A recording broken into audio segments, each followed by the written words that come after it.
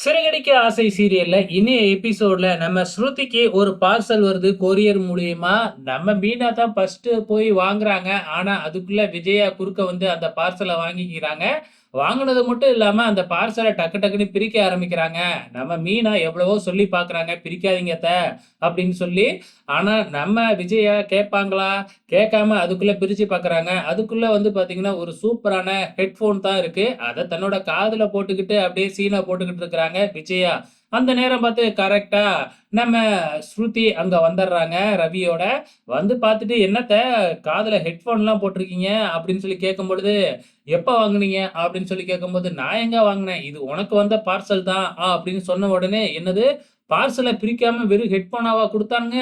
அப்படின்னு சொன்ன உடனே, "இல்லையே பார்சலோட தான் குடுத்தானுங்க. பாரு டப்பா கூட இங்க இருக்கு." அப்படின்னு விஜயா சொன்னது தான் நம்ம ஸ்ருதி லெஃப்ட் அண்ட் ரைட் வாங்கிட்டாங்க விஜயாவ. "எப்படி எனக்கு வந்த பார்சல நீங்க பிரிக்கலாம்? கொஞ்சம் கூட மேனர்ஸே இல்லையா?" அப்படின்னு சொல்லிட்டு சும்மா வச்சு வாங்கு வாங்குன்னு வாங்கி விட்டுர்றாங்க விஜயாவ. ஸோ எவ்வளவோ நம்ம மீனா எடுத்து சொல்லியும் விஜயா கேட்கல இல்லையா? இப்ப விஜயா அப்படியே திரும்பி நம்ம மீனா முகத்த பார்த்துட்டு அப்படியே அவமானத்துல அப்படியே திருப்பிக்கிறாங்க. ஆக மொத்தத்துல விஜயா வந்து பார்த்தீங்கன்னா, இப்போ மொக்க வாங்கிட்டாங்க.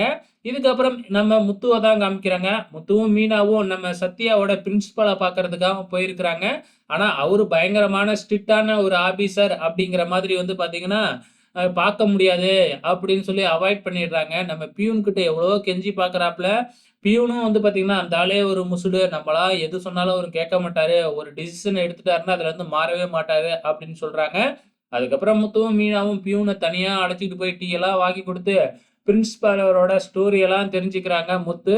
சரி, நான் அவரோட வீட்லயே போயிட்டு அவர மீட் பண்ணி எப்படியாச்சும் பேசி பண்ணிக்கிறேன் அப்படிங்கிற மாதிரி முத்து டிசைட் பண்ணியிருக்கிறாப்ல.